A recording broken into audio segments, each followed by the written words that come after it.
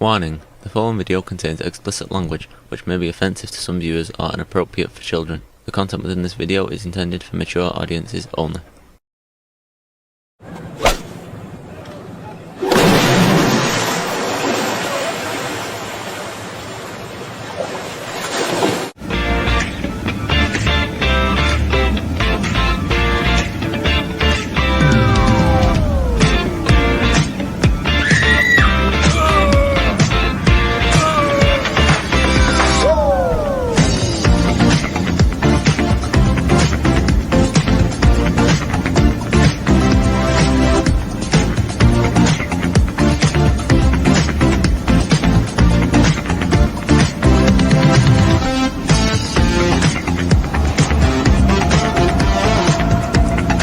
Hey everybody, it's Jeff. Everybody's here, and I hope you have a good weekend. It was really nice here weather-wise over this weekend, so I hope it was the same for you.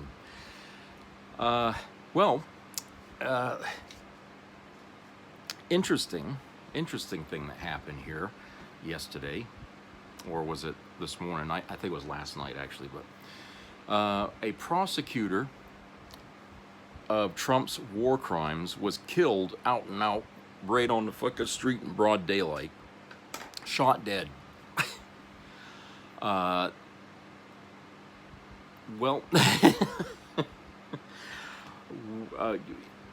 People are trying not to say that, this was a hit job by Trump. It may not have been. It could have been a coincidence. I don't know. It's just very odd.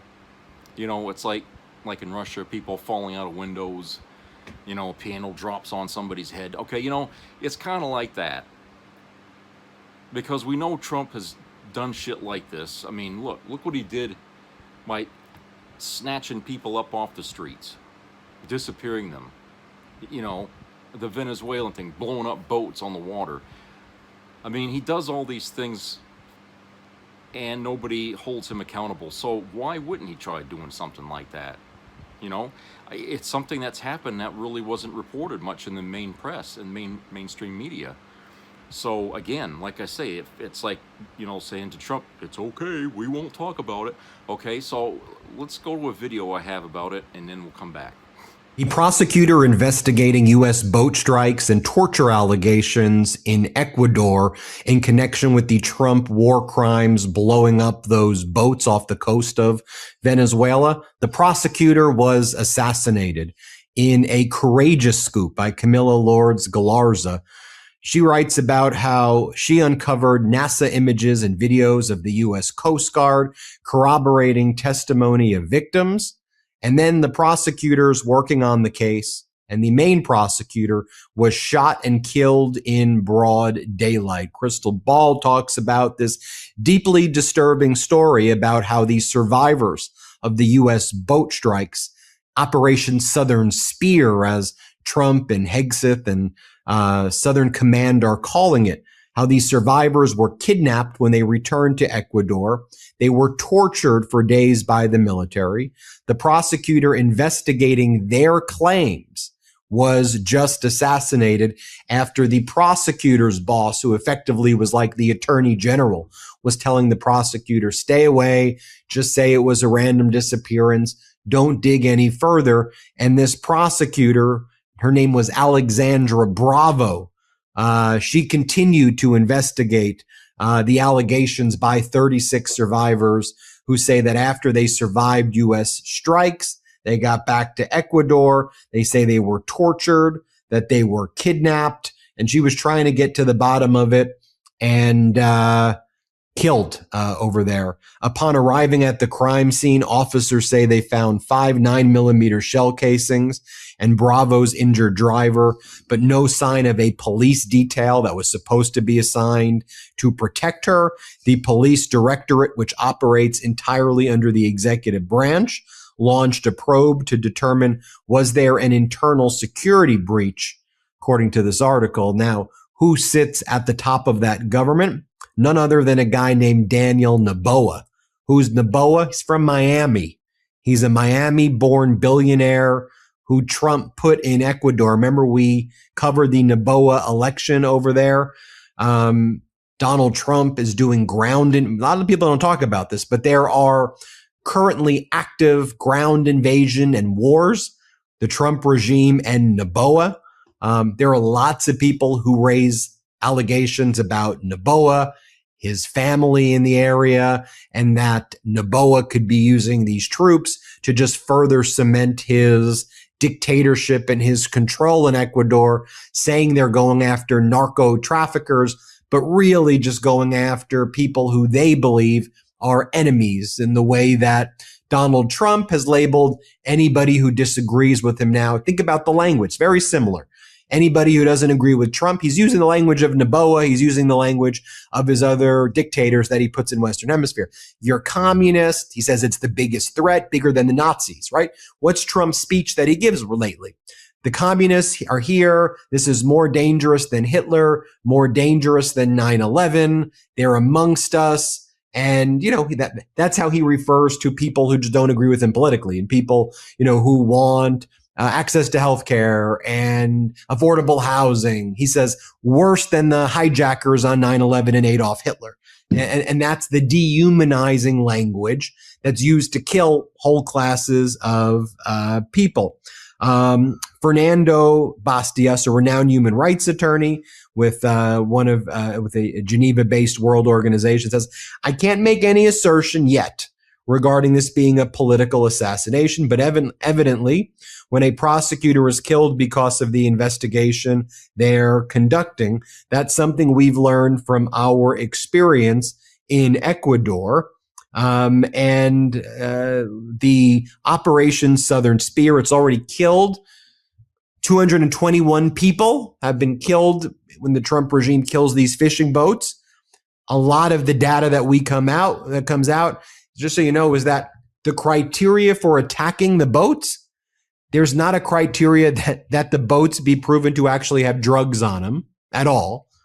Just think about that. That's not a criteria. The criteria is very murky. There's no due process, and the Trump regime just kills people. Just kills one after another. You will also recall that the former commander of Southcom resigned, did not want any part of this, and the Trump regime put in a new person at Southern Command. I want to bring, and Hatip Dropsite covered this, and the reporter Camilla Lawrence Galarza. Again, it's a very courageous scoop, of course, obviously, where journalists, just like prosecutors, are targeted for doing stories like this. Let's bring in Harry Littman from the Talking Feds YouTube channel, Talking Feds Substack, and Talking Feds podcast. Harry, I think it is important to give the same disclaimer that, the human rights lawyer who watches what happens there, at this point, what we do know is the prosecutors on these cases get killed. Definitively, when you're run by a dictatorship that then does the investigations, I put that in quotes, it's often murky at best to find out what actually happened. But I think this is a broader conversation that we should be having. I think we should not ignore what's happening in Operation Southern Spear, which to me is just something that we'll be talking about a lot in future generations as one of the darkest things that you do, along with USAID and killing all of these people so cruelly. But Harry, also, this is what Trump wants. This is Trump's view, in my view, of the legal system, of what unfavored prosecutors have happened to them and what favored people get. What do you make of all of this, Harry? Yeah, it makes the head spin, Ben, doesn't it? But starting with Trump, these are the kinds of tyrants who run their countries where anyone looking into anything the government does winds up getting shot, again, in broad daylight. That's only something that can happen where the lawless control the streets. That's the kind of thing that, it seems like it's in the movies, And also a key difference between, you know, a free society and not. We've seen all these struggles to the south of us, mainly Mexico, et cetera. When a prosecutor, it's happened once here and it was a total crisis. But if a prosecutor gets killed based on the cases she or he is working, you have a system in breakdown. Look, the stuff you're talking about, the murders in broad daylight, and all the apparent corruption and gun running, etc. Let's just say, without any further proof, okay, that's all Ecuadorian stuff, but it really doesn't take too much surmise or flights of fancy to think that there's some connection to what's going on in our attacks that are still happening off the coast. It's a really important theme. We forget there's a scandal. It comes to light. There's a little bit of hubbub, or somebody in Congress says something, or there's somebody's on cable TV. Then we move on. I mean, it's almost a kind of technique or strategy. We move on to the next scandal, and then there's a reprisal prosecution, or then there's, a elective war. The other things, illegal as they may be, continue.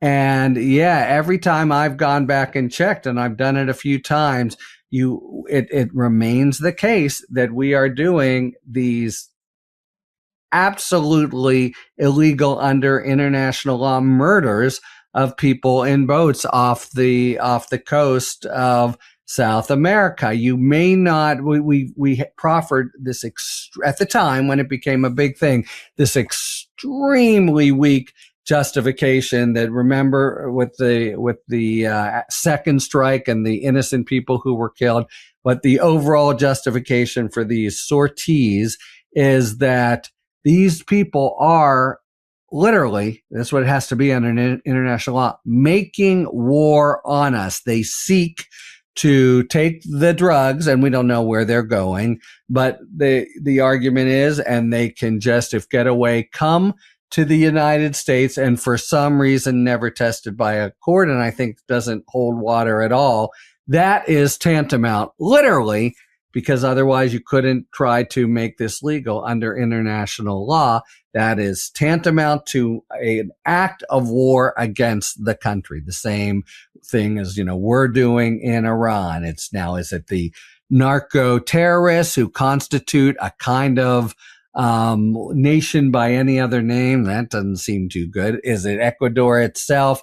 But whatever. These things that are going on, and we're just blowing people out of the water. And certainly there's reason to think, yeah, these guys, well, even some of them don't seem to be involved with drugs, but the ones that are, yep, they're running drugs. They are not making war on the United States. They are not, whatever, Castro in 1961 and the like. They're trying to eke out a living, and it involves narcotics. That's just not a justification for the United States of America to go in and blow them up.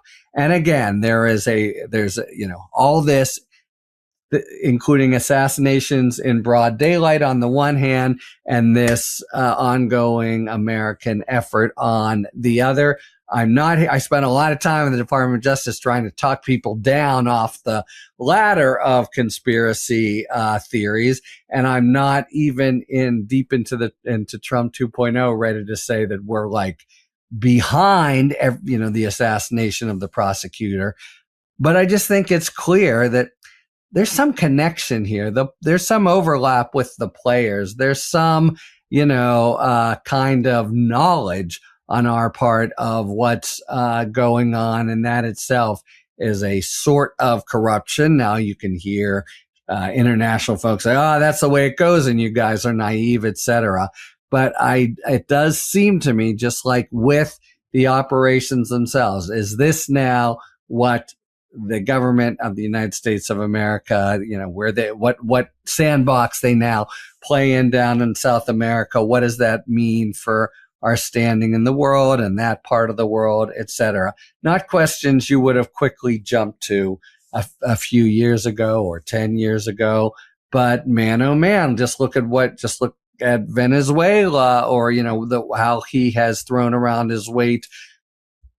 50% tariffs on Canada 2 days ago. It is not, I think the niceties of international law don't deter the administration at all. And again, I want to end where I sort of started, which is to say, with even just, if you posit it's isolated, one has nothing to do with the other, we have to affirm again, this is illegal acts of war. You're not permitted to just assassinate people off the coast who are, basically doing what in the United States you would arrest them, etc. If this were right there, you could just go and, shoot drug dealers in cold blood. We've taken liberties there for political reasons or personal reasons of Donald Trump that are just not consistent with the law. Hypothetical that was given during the absolute immunity oral argument before the court were these types of hypotheticals. Donald Trump orders these types of murders. Has SEAL Team 6 do certain things? Has the CIA do all of this? It's uncovered that he's doing these things. Do you get absolute immunity? Donald Trump's lawyer? Absolutely, he gets absolute immunity for sure. Then the liberal justices said, well, isn't that concerning? To which the far right-wing justices, for which there's 6 of them, said, no, he's never going to do any of that. Right. We're worried that you're going to chill his decision-making on routine matters. He's never going to do that. To which the liberal justices said, you got to be kidding me. You don't think of course he's going to do that. Why do you think his lawyer is saying he's going to do that? That's what his lawyer's putting in the freaking paperwork, that he's going to do it. No, we don't want to chill what he's going to do. Okay, then you grant him absolute immunity. Harry, I mean, it's all perfectly foreseeable. History can seem so complex, but at the end of the day, you can boil down it sometimes to a true or false multiple choice question on a history exam about how a democracy or a justice system was ultimately destroyed, huh? In any event. Yeah, and it looks really different from one side and the other. Remember that great hypothetical was first offered in the Court of Appeals, Judge Pan, as the kind of killer argument that obviously defeated immunity. And now it goes up to the Supreme Court, and it's the actual, crazy notion that shows how far out there the immunity decision is. We've done this big switcheroo and jujitsu move on it between the Supreme Court and Donald Trump. So the inconceivable has, in many different instances, quickly become conceivable and then probable during Trump 2.0 in particular. WTF, man. That's why I wake up and I go, what? That's what I mean. That's the title, is What the F. That's the book from me and my brothers wrote. Pre-order it now. It comes out in October. Harry and I are going to work on doing an event in San Diego, where I'm going to come to San Diego and speak with Harry. So we'll figure out when we're going to do that. But make sure you subscribe to Harry Littman's YouTube channel. It's called Talking Feds. Search on YouTube Talking Feds, and in the next Harry video, say, WTF, Harry, Ben sent me here. WTF, I'll know what it means.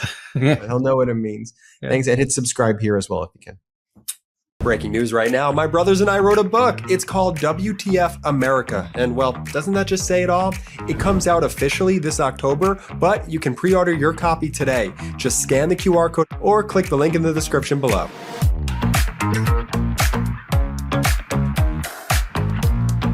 Yeah, so you see, I mean, like I said, there's no evidence that shows that this was a hit, okay, that Trump ordered this, but I can't see that he's upset about it. Would you be if you knew, they were coming after you for war crimes? Certainly they could replace her with somebody else, but then, like I said, if that person gets killed, then that Trump administration is killing off lawyers here that are going after him. So we'll see. We'll have to wait and see what happens. They'll have to find somebody else, I guess. But it is odd, I have to say. And I hate to think the worst of things, but with Trump in the White House, you always got to think the worst. because he is corrupt. There's no doubt about it. He is corrupt.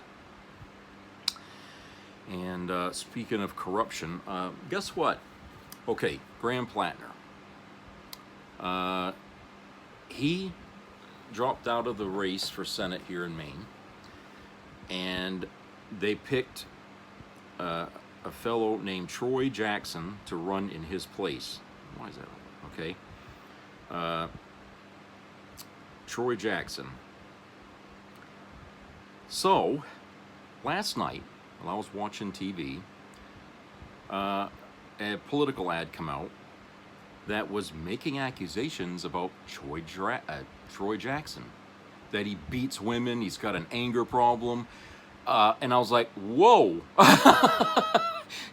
he just started, and they've already got a mountain of shit on this guy, and I'm thinking, this is very odd, okay? They actually outed themselves in a way, because they're using almost the identical accusations against Troy Jackson that they did with Graham Plattner, and I figure somebody in the main Republican group there or whoever thought, oh, it worked so well the first time on Plattner, let's try it again with Jackson. So let me read this CNN article here about this, okay? My damn glasses so I can see the fucking words here. All right, it's entitled, Maine Democratic Senate Frontrunner Faces Scrutiny Over Alleged Anger Outbursts. Written by Sarah Ferris and Allison Gordon. In the insular world of Maine politics, and believe me, it is insular, it's known as the, quote, water bottle incident, unquote. The moment happened some 5 years ago when then State Senate President Troy Jackson clashed with fellow Democrats during a private meeting inside the state capitol. Jackson, a gruff former logger who has now capitulated into position as the state's likely Democrat nominee for U.S. Senate, grew so angry with one female lawmaker that he hurled a plastic water bottle. That's where the stories diverge. The female legislator told colleagues that the incident deeply frightened her because she felt Jackson was aiming to hit her with the bottle, according to 5 sources who learned of the incident shortly after it occurred. That legislator was distraught as she left the meeting that day. Months later, she decided not to run for re-election, in part, she told colleagues, because of Jackson's conduct, 3 sources said. 3. Jackson's campaign acknowledged to CNN on Monday that he had thrown the water bottle during the meeting, but disputed he had lobbed it at anyone's direction. Quote, Troy Jackson is passionate and deeply invested in the people and politics he advocates for, unquote. The campaign said in a statement, quote, over 22 years in public office, there have been moments when he let his frustration get the better of him. When that happened, he took responsibility and apologized directly at the time, unquote. The statement said that an eyewitness recalled, quote, the bottle was thrown away from everyone and struck no one, unquote. The campaign said it was referring to Mark Lawrence, a state senator in the room for the confrontation, who told CNN that he saw the bottle being thrown away from others in the room. Either way, the incident has raised vigorous debates within Maine's Democrat establishment, still reeling from its previous nominee for Senate, Graham Plattner, dropping out after a former girlfriend accused him of rape, and another former partners accused him of physical intimidation and other alarming behavior, allegations he has denied. Jackson has not been accused of any physical abuse or criminal wrongdoing, and even his critics are quick to separate his conduct in the Maine State House from the allegations against Plattner. All 5 people who described the thrown water bottle were Democrats involved in local politics who requested anonymity for fear of retribution. Scaredy shits. In a later Democrat caucus meeting, Jackson did address the water bottle incident and apologized, though it was not enough for some of the female lawmakers' allies, according to 2 people in the room.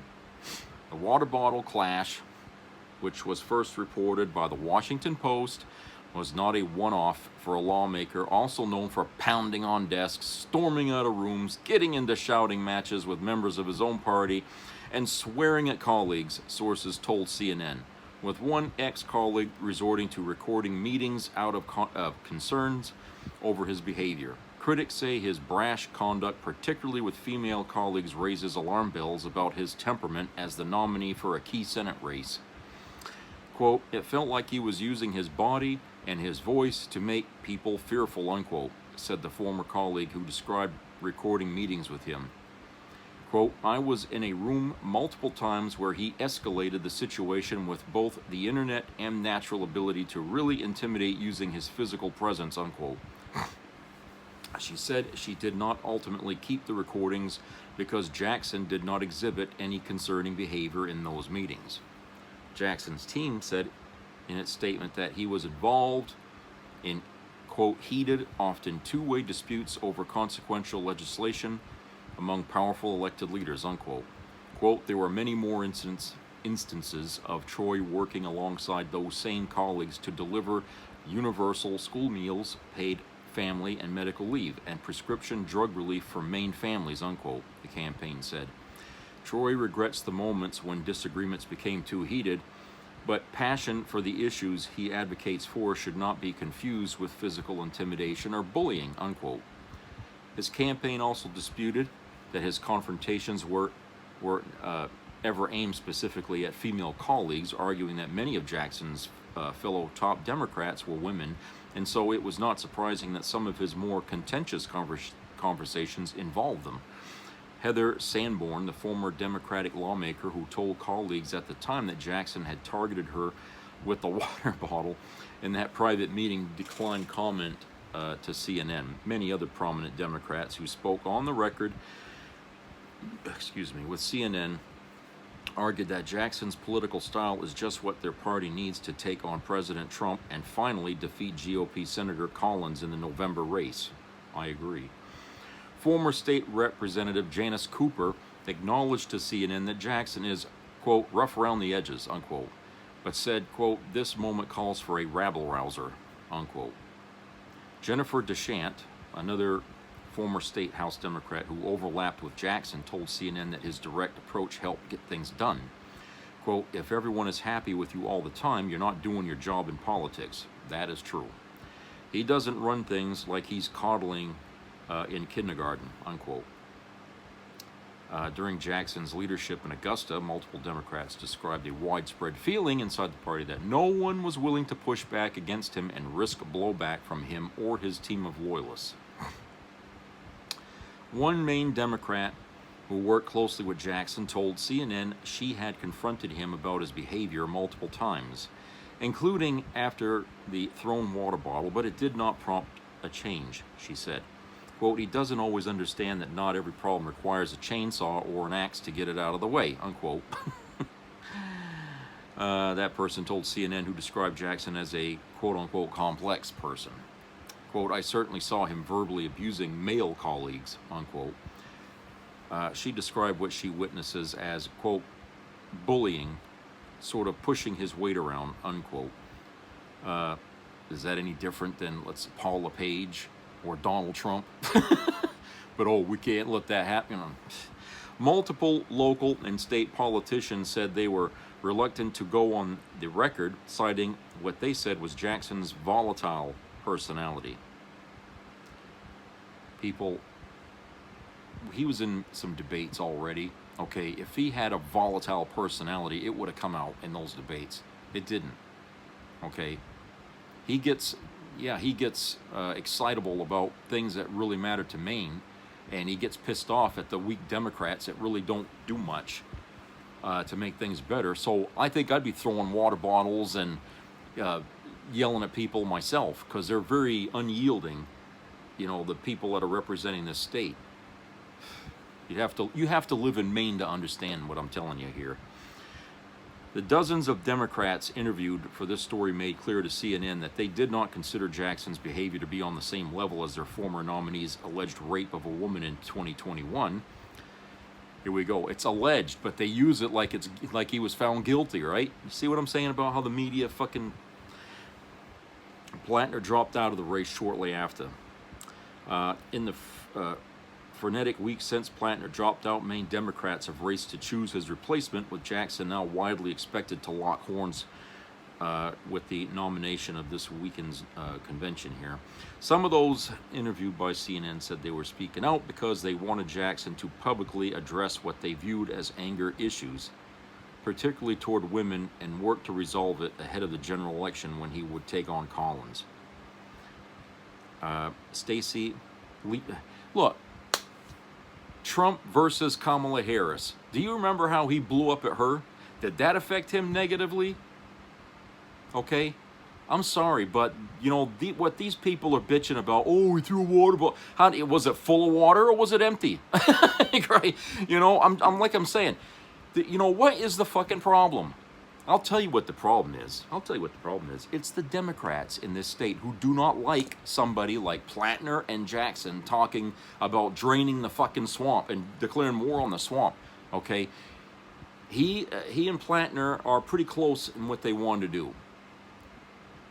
Okay, and they know there's a movement in this state to put in a Democrat socialist. Now, he may not be as left-leaning as Plattner was, but he's far enough to the left where he could cause some trouble here for the establishment. And this is why they're doing this shit. He ain't been running. I mean, he was just replaced, what, a week ago? Plattner? He was just replaced, and already they're coming after him with this shit. Doesn't this make you wonder whether or not that rape accusation against Plattner was actually viable? Okay? Because I told you before, both the Democrats and the Republicans in this state wanted to see Plattner fall on his face. They did not like him at all. Just like they don't like Bernie Sanders. That's why they keep him marginalized. He'll never get anywhere. Okay? His state is the only reason why he's still in there. But the rest of, you know, the government, D.C., doesn't like him. Plattner would have been another one marginalized if he won. Okay? They don't like him either. Why do I say the Democrats? Because they are all part of the establishment. They are part of the swamp. Okay? And these days, the Democrats are closer to the right than they've been in a long time. That's why not a whole lot's been done against Trump. All the crimes, the war crimes and, you know, constitutional crimes, they haven't been very vocal here. They're only being vocal now because they know people in this country are so pissed. And they're starting to get some of that anger directed at them now, okay? Because we're seeing Trump doing this war in Iran, which we all know is illegal. We all know in this country that he's doing this war against what Congress expected. He's extended this war far longer than he was allowed. So we know it's an illegal war, and the Democrats are crickets most of the time. That's just as bad as saying they support what he's doing. And we know that, you know, Israel's got their hands in both parties. Okay? And that's why people are starting to see now what's been going on in Washington all this time, that we are not really getting true left-wing representation anymore. That's kind of been gone for a while, which is why we've been slowly going to the right and getting worse and worse and worse over the last 20, 30 years. Okay, money, people, that's what's been going on. But you see, the Democrat socialists, you know, they're getting kicked out right and left because they're not taking big money. Okay, they're taking money from grassroots, the people, you and I. And that's why they've got no defense against people coming out and making accusations again, and they get scared and run. Okay, so like I said, is Maine going to fall for this a second time with Jackson? Are they going to stand behind this guy to the end? Are they going to? I mean, because look, we let them get away with Hammer and Plattner without asking for evidence. Okay, that's still an accusation, unproven. In my mind, he's still innocent. And it's sad that the Democrats, or the people, not Democrat, but the voters in this state did not demand, you know, that he be charged and have this in court so that way they can prove yes or no. Did he do it? Okay? That's the problem that I have with the voters, is they didn't make that demand. They should have done that, and this matter could have been cleared up really quick. Because if there was charges filed, arrests made and stuff, then that lady that opened her mouth, Rissy, I guess is her last name, she would have had to fess up, you know, something. Whether it was a truth or a lie, we would know. But he dropped out. He got nervous. I don't know. Maybe if something happened, it could have looked that way to a jury of 12 people that it was rape. But from the story that was told, there's only 2 people in the world that would have known it was rape or not, and that's Blattner and that woman. There's no witnesses, there's no evidence, there's nothing. So it's her word against his. So until they can prove it, there's nothing. Now, here we go with Troy Jackson. Yeah, he threw a fucking water bottle, and he's so grumpy and mad. Well, if that's the case, you know, he seemed to be in pretty control of his faculties during the debates that he had with all the other appointed people to run for the Senate. He didn't get bitchy and arguing and loud in that. Okay? I mean, what they're describing is that when he's got his mind set on something, it's his way or the highway, but I didn't see that in those debates, so I don't know what they're talking about. All right, all we got is 3 people who said they witnessed this or something like that, and then you got other people on the other side saying, well, I've worked with this guy, he's never done that kind of shit, or he doesn't, he's very committed to his job. Okay, and he can get frustrated, and who doesn't in any job, any fucking job, you know, from a janitor all the way up to who doesn't get frustrated sometimes with their job that they might, you know, have a fit or something, okay? It's human nature, it's normal, all right? But throwing a water bottle at somebody is not like, oh, he tried to kill me with a water bottle. No, and then they said the bottle just didn't hit anybody. They picked it up and threw it in the trash. It didn't hit anybody. He just threw it. He got mad. He threw it. You know, people in the state politics here, they're kind of weird acting at times. Okay, I mean, I don't know. You guys, it's unfortunate that you're on the outside. You're not in Maine to see how people act in this state. Okay, like I said, Maine is full of nuts. Okay. People are wackadoodle around here. Okay, and they act that way even in the state legislature in Augusta. Okay, that's why I wasn't surprised when Governor Mills told Trump, you know, I'll see you in court, just like that, because people around here, they don't realize, you know, you're fighting a Goliath here. No, they're gonna fucking come at you. You piss us off, we're coming after you. You know, we're just like that, and so yeah, we're very emotional when it comes to things we want. And I think it's that way in other states too. I know state politics sometimes is more animated than what you see in the federal level. Okay, I always thought so anyway, because you look at some of the fights they had in other, like New York, you know, and in the South, you know, where people are screaming and shouting at each other, and they even get into fist fights sometimes. I mean, you know, they show it sometimes on the TV, on the news, you know, oh, a fight broke out. You know, they show this all the time. So these state politics can get really nasty, more than in Washington, D.C. So, yeah. All right, let's go to a commercial break. We'll come back with something else here.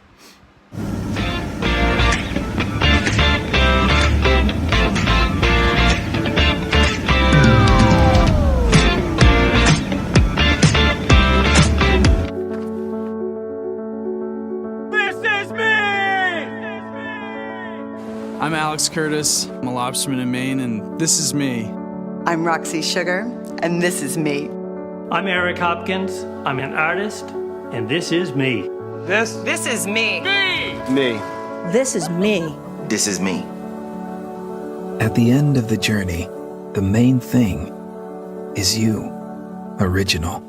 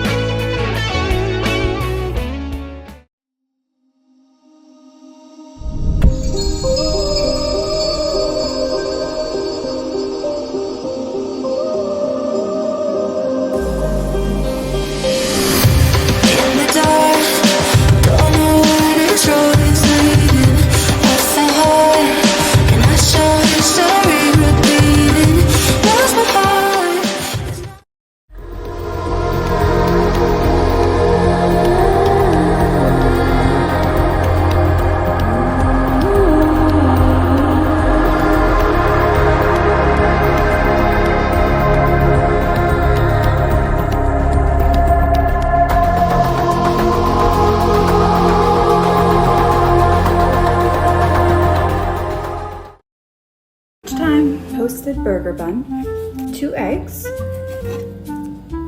cheddar cheese,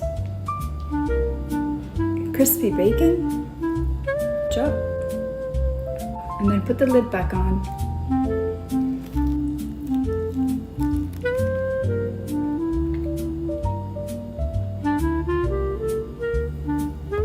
Pepsi, call me. It's lunch.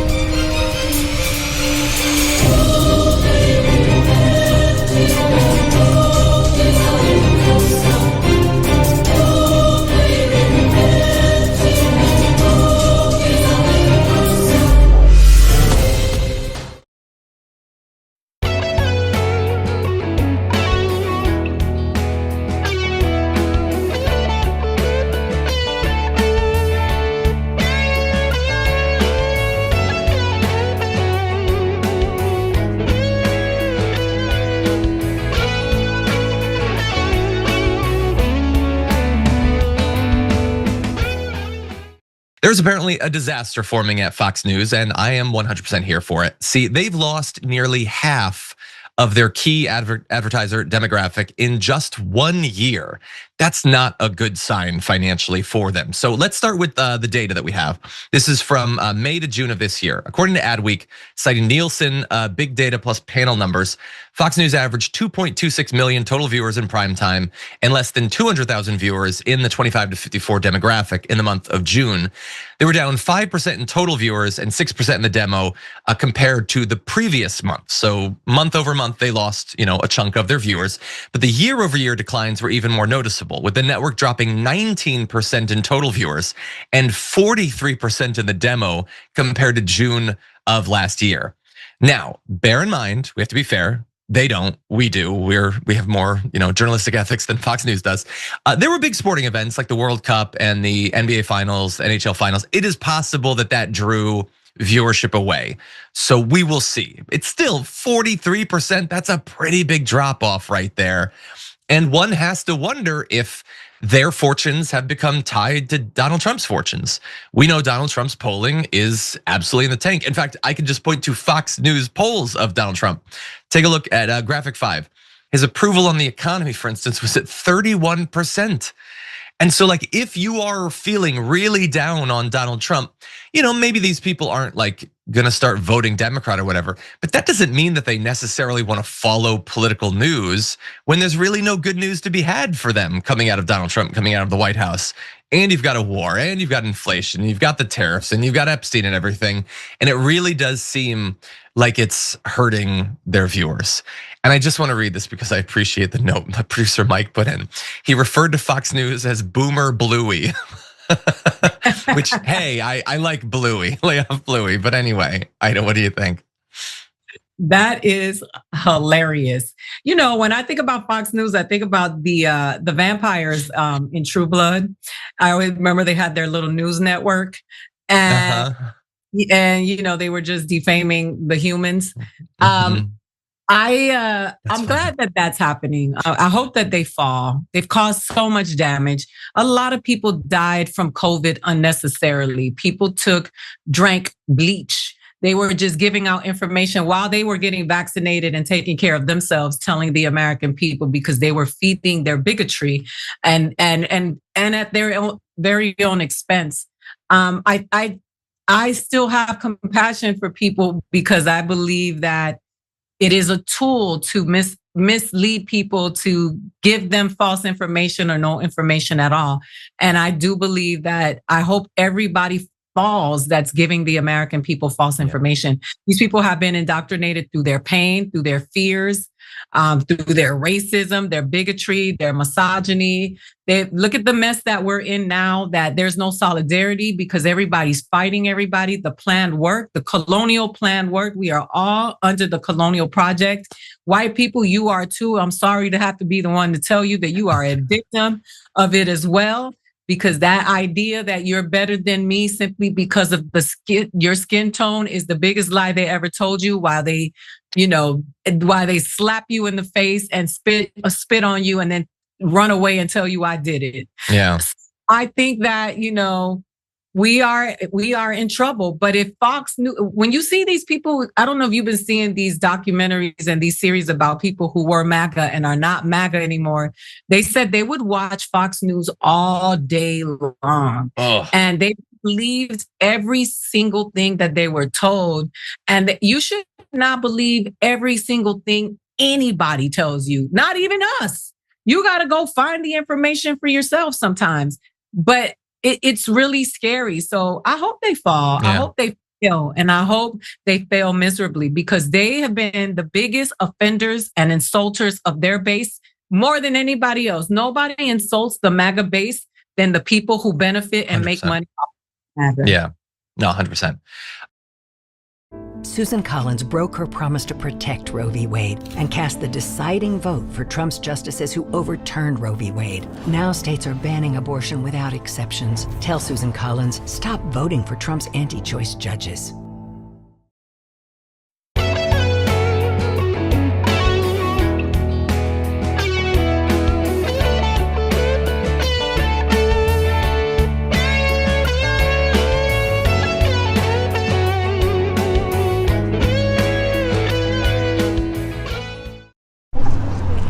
I thought I'd just get head spins, not nicotine poisoning.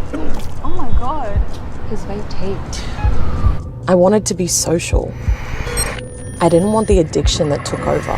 I thought it was just a bit of fun, but not being able to breathe because of lung damage is definitely not fun. It's proven that vapes cause real harm. Every vape is a hit to your health. For more proof, search vaping harms. Be a part of the entertainment value of a lifetime.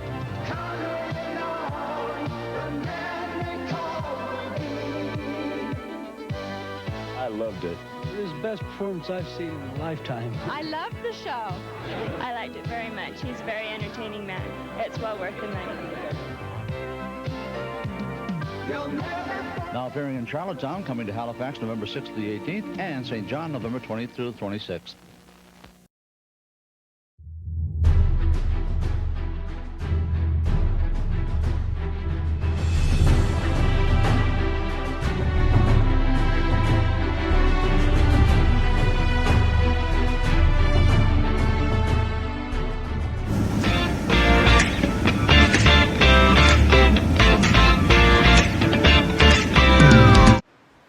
Okay, everybody, welcome back.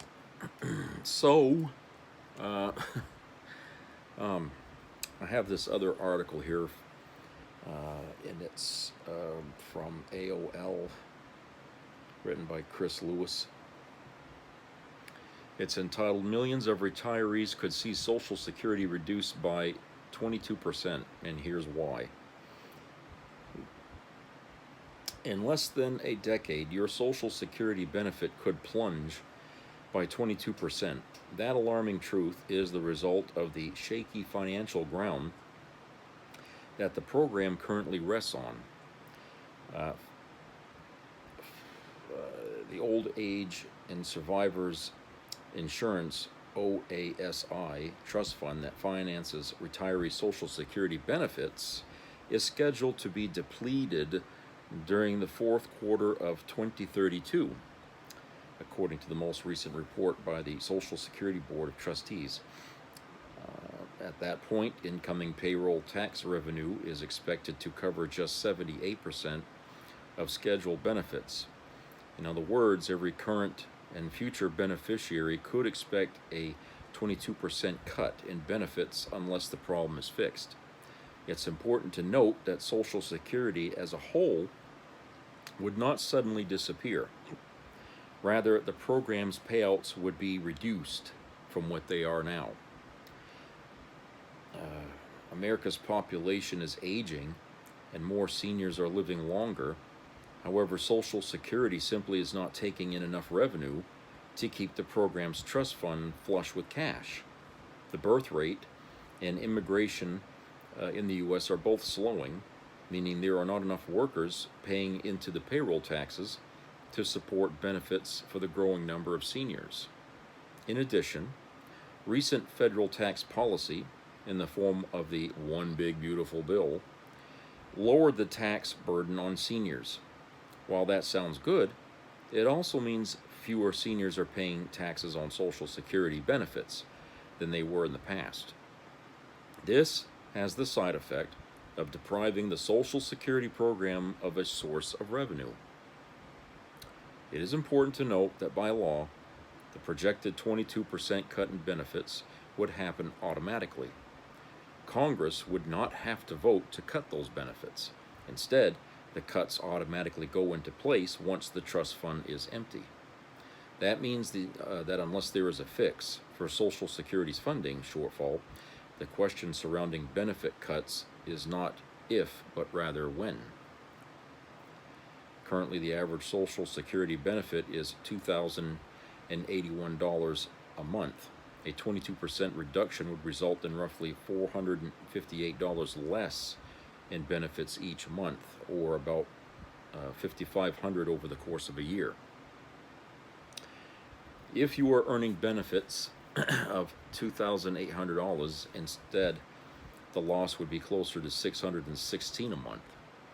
This year's trustees report moved the depletion date up 1 quarter earlier than last year. This is partially because the One Big Beautiful Bill Act reduced trust fund revenue by lowering taxes on seniors' Social Security benefits by an estimated $300 billion a year. The cuts to Social Security benefits would be a serious blow to millions of retirees. More than half of retirees say Social Security is their main source of income, according to a 2025 study from the Trans-America Center for Retirement Studies.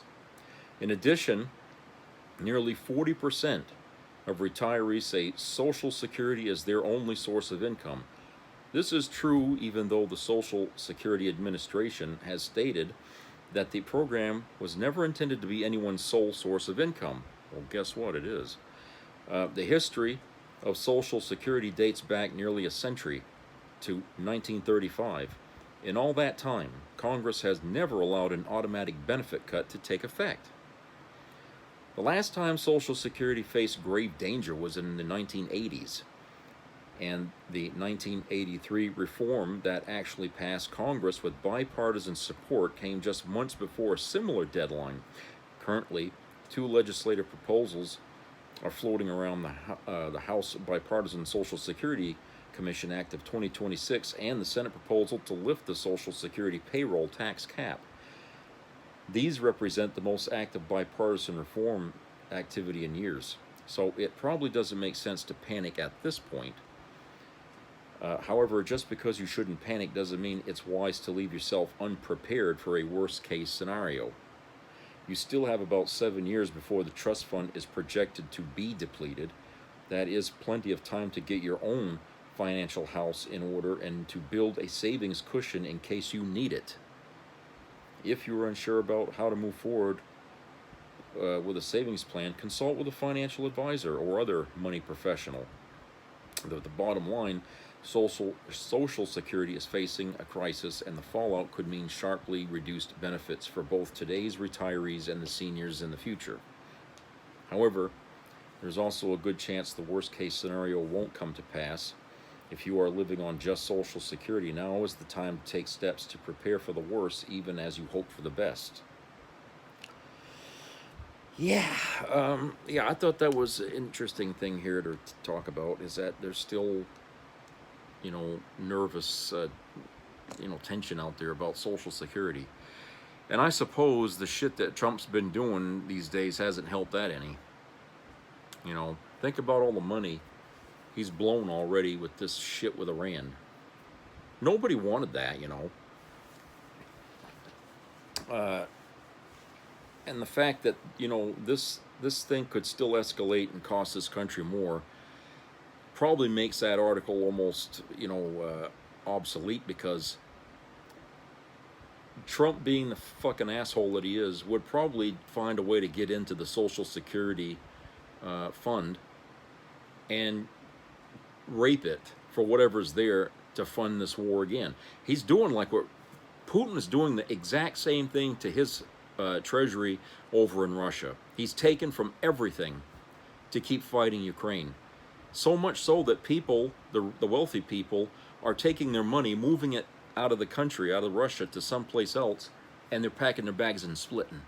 Okay, because they know that he's going to be coming for their money next. Some of those people, by the way, supported Putin when he was running to be the premier over there. So now he's losing his friends because they know where all this shit's headed. Okay, that's what's going to happen here. You watch, wealthy people are going to wake up eventually and realize, my ass is on the line now, because he's taken from everywhere he can take except us. Okay, he may have been your friend for a while, but guess what? That he doesn't hold anybody's friendship for very long. If you get in his way of what he wants, you'll get pushed out of the way. Okay, he'll take what you got. And you watch how many rich people start hauling ass out of this country.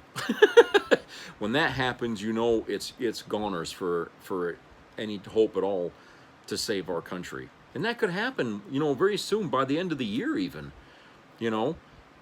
but like I said, this is what happens when you allow a president to continue doing things he shouldn't be doing because it's illegal, unconstitutional,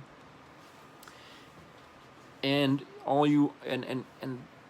of a sudden things start drying up, things that people depend on.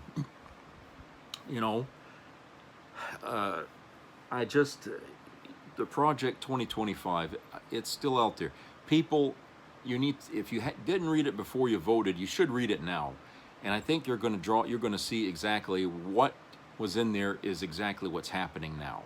Okay, so to say that the Democrats created that fucking Project 20 thing on that manifesto and put it out there to discredit Trump, now you would know that no, they didn't. They were trying to warn you, but everybody was so invested in the propaganda that they didn't bother to look because they didn't believe it. Now they do. A lot of people, first what they didn't believe was that Trump was going to destroy the country, and now everybody, the farmers are killing themselves, they're losing their farms. All this stuff is happening exactly the way it was laid out. Okay, the fascist sort of policies Trump's doing, the raids on people, with these fucking thugs that go around with masks on and stuff. All these things were written right into that thing. So when Kamala Harris was telling people, this is what he's going to do, this is what's going to happen, then everybody was like, oh, that fucking, guess what? Everything, and I mean everything, she said that he was going to do, he's been doing. Everything.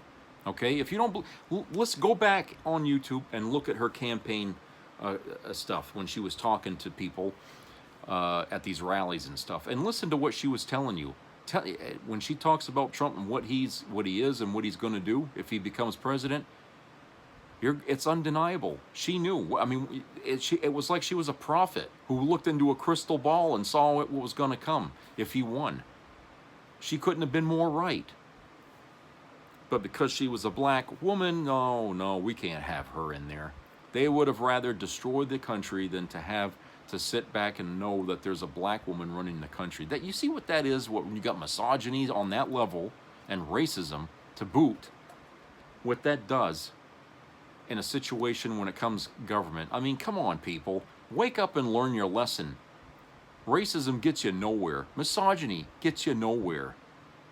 It gets you, and now we're all going to pay for the fucking assholes that are racist and misogynist. We're all paying for that now.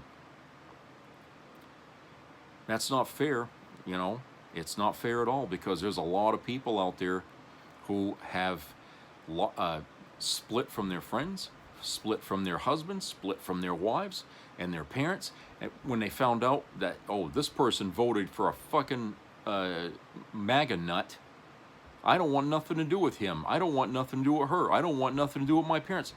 This is happening all over America right now because people are getting so pissed off at how bad things are getting that it's forcing more people to say, goodbye, I don't want to know you anymore. Okay? I hate you. I fucking hate you. And if I see you again, you know, I'm going to beat your ass, okay? Because this is what you brought on to us. Okay? Your hatred was so bad that you brought down a whole country because of it. You know? And these people, by the way, that hate like they do, are also the same people that show up for church on Sunday with their hands like this and God that. Do you think God wants to hear prayers from such individuals? Okay? Do you really think that? Okay, if God is all wise and everything as they say he, she is, whatever, okay, then there's no reason why anyone should feel like they have to tell him or ask him or ask her, you know, whatever the, you know, denomination you want to call. There's no reason why you need to pray. He would already know. Okay? God would already know.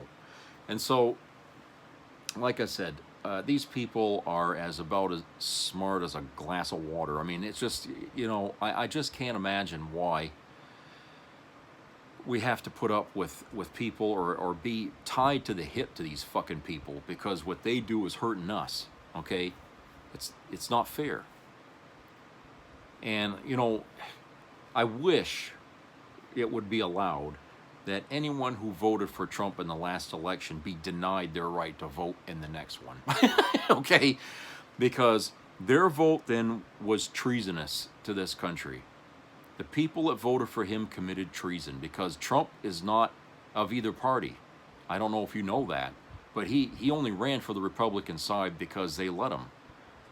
Okay, I do remember a time when he professed he was Democrat. Okay, and this was like back in the 80s. This is quite a while back, but I do remember he considered himself Democrat, and then he turned Republican. But I think only because he figured he could get a break with the Republican Party, because they're already so corrupt that they didn't mind. Democrats probably wouldn't want him running on their ticket, okay? Because even then they knew he was a piece of shit, the country did, okay? But they wanted, you know, these people voted for him, and they committed treason because he wasn't standing. The things he was talking about wanting to do was not American. None of those things was American. All of his policies, all of the things he says he was going to do, was all stuff that was going to hurt this country. And he sold it like it was going to help us, and people believed it. They believed it just like the people in the citizens of Russia believe that Ukraine started the war that they're fighting over there right now, and not Russia, not their own government. Okay? The propaganda is just as heavy over there as it is here. So there's you know, and they say, well, they can get on the internet and find out for sure. Well, here's the thing. Putin controls the access to the internet. He can shut it down. So he makes it very difficult for the Russian citizens to actually get to the truth. There might be some people out there who can get access in some way. I don't know how they're doing it, but some people are getting some access there. But to spread the truth around when you've got doubters that have already been brainwashed saying that Ukraine is the one that's the adversary here, that they're the ones that started this, how is someone going to convince them otherwise after the fact? You know, it's impossible. You can't even do that here. There's still people in this country who still like Trump. Even after everything that he's done to destroy the country so far, they still support him, because they're so embedded in the idea that Democrats are trying to mislead you and lie to you because Fox News tells them that. They're not going to believe. So that's why you got so many people in Russia who believe that Ukraine started this fight. And it's because they can't get easy access to the internet to find out, you know, beforehand. So it's sad, but information is key that people need to get in times like this. It's very, and you have to be careful about where you're getting it from. Over in Russia, it's always state-controlled media. I mean, you look at their press over there, and they try to sugarcoat everything, the bombings in Moscow and all. They try to sugarcoat it like it's not going to matter, okay? When they know that people over there are so fucking mad they could kill, you know, right now for what they've lost and what they can no longer do. In fact, they're staring down the barrel of famine here before winter comes. Their crops, they couldn't do anything with their crops, and now the crops are no good. So they're going to be very hard up to get food over there, and oil, heating oil. You know what they're doing with the oil over there? They're taking the oil that you put in your house to heat, right, like we do here. They're trying to get farmers to take that oil to put in their tractors. Now, everybody that knows anything about motors and stuff like that will tell you that that's not going to work. That's going to ruin your fucking engine quicker than anything. But that's what they're trying to get the farmers to do, because they don't have the right oil to give them. So they're trying to convince them to use this stuff. Well, how are they supposed to use it? They can't refine that. They're just farmers. Okay, so now that they can't operate their tractors and stuff with the oil they're supposed to have, okay, what are they going to do? They're just not going to do anything. It's going to be fast, what happens over there. It's going to be, we're already saying it'll be worse than it was last year. Because last year they did have gas, they were able to drive around, they did have some oil there for heating and stuff like that. But now, after what Ukraine's done to their fucking energy sector, they decimated refineries and gas stations and storage units. I mean, they've been hitting those fucking places hard. I mean, it's a wonder we don't smell the smoke all the way over here in the States here. That's so bad. Okay, but and they said it would be years before they could repair that back to where it was. Years. Okay, so these people are going to go through the hardest winter that they've ever had in a long time, probably since the fall of the Soviet Union, maybe. I don't. But I feel bad for the young people over there who were getting used to having this sort of, for a while, I mean, before this shit started with Ukraine and Russia, they were enjoying a period of, prosperity. They didn't see what was going on in Moscow at the time, that Putin was cutting their throats. But at the time, people had jobs, they had the mall, they had McDonald's over there, they had all kinds of stuff going on over there. People, the kids felt like, there was a future, there was hope. And that war, when it started, just gut that right out, hollowed it right out, and no time flat. And I feel bad for those kids. I mean, so they were like in their late teens and their 20s and stuff, and now their future is going to be what? Do they even have one? I mean, I don't know. I just feel bad for them. And it's going to be mirrored right here in the United States, because what Trump's done is just as much a betrayal to us as Putin's betrayal has been to the Russian citizens, okay? Trump is leading us down to a point where we're going back about 100 years, okay? And he's undone every kind of progress we've ever made in this country to protect us, to help people, to shore up our economy in hard times. He's gutted all that. Doge didn't save a goddamn thing. They took money out of our treasury, over $1 billion plus, okay? And they didn't do one fucking thing to stop any fraud or anything like that. And then Trump dissolved Doge, okay? So they came in, they robbed, and then they left. So anyone that thinks that Doge helped, no, it didn't help. Okay, that was a scam, and people fell for it. Okay, you don't let some asshole like Elon Musk come in and try to do something for the federal government. We have a government that takes care of shit like that itself. Okay, and that's the way it's supposed to work. But everyone knew what was going on. What Elon Musk running this thing, they knew this was Trump's way of giving him some money or something like that for helping him campaign and winning against Harris and Biden. Okay, so we all knew what it was, and that's pretty much how that ended. That was the rest of history, as they say. But yeah, we've got some hard times coming in this country too.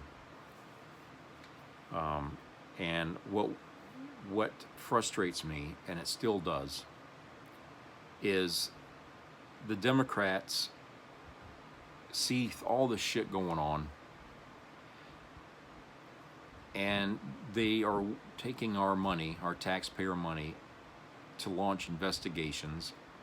And they have been investigating this fucking guy since before he became president. And I ask you, what more do they really fucking need to take this guy out of the White House? What more? Why aren't we out on the streets telling the Democrats, stop the investigations and just charge this motherfucker? Okay? I don't know if you guys ever see JFK, the movie, JFK, okay? There's a part in that movie where I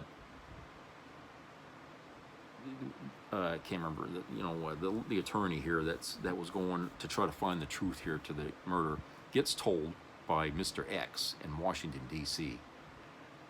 Because he was, the lawyer was feeling like he was closed in, backed into a corner, couldn't fight. Mr. X tells him, well, then you need to rattle the cage. Send people out there, make arrests, charge people, stir the shitstorm. That'll get things moving. And I think, you know what, that's a pretty good tactic, the Democrats could be doing right now to scare the shit out of the Republicans, okay? They need to get people out there, start rounding up some of these henchmen, some of these people that have been doing stuff for Trump, some of these people involved in some of the Trump scandals, just arrest them.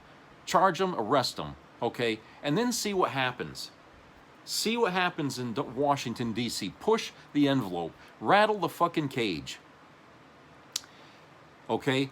Start opening up hearings and get the courts involved. Put some of these people in court and try them. That right there would fucking unnerve the Trump Epstein class out there to no end. Start dropping names from the files. Okay? Start dropping names. Go after important people. Start questioning them. Some of those wealthy people that were involved in this. Okay? Start digging. You know what I'm saying? And see what falls. See what the hell happens. There's a lot of pressure that Democrats could apply on this administration right now. They have what they need at their fingertips to do just that. But what do? Nothing.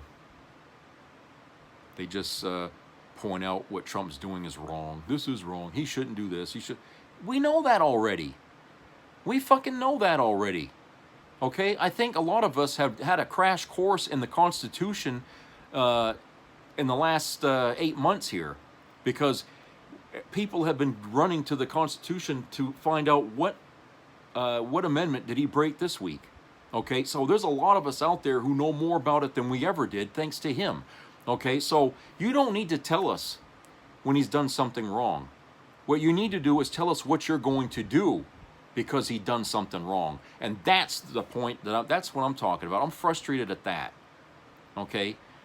Republicans used to go after Democrats with far less evidence than we have on Trump. And remember, Hunter Biden is a good example. They hounded that poor guy, okay, for years. Even though they had nothing, they would not let up on that guy. I don't understand how Democrats don't see that they could play that same game. That's not getting down in the mud. That's just, a search for the truth. They could say, this is our obligation. This is how we do our justice. We rattle the cage, we dig until we get to the truth. Okay? But what they're doing, these investigations largely go unnoticed, and they're spending an awful lot of time on the same shit. And it's like, we already know that this is wrong and everything. A jury of 12 right now could be picked from anywhere in this country and they would convict him. Okay? They would convict Trump. The only way they could beat that is if they only pick MAGA fucks to sit on the fucking jury, okay? But everybody else in this country already knows he's a goddamn criminal. So you don't need to convince us.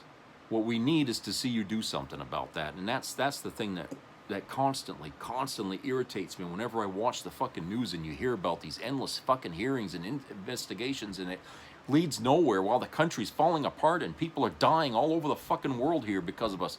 You know, the rest of the world thinks we are the biggest enemies of all time now.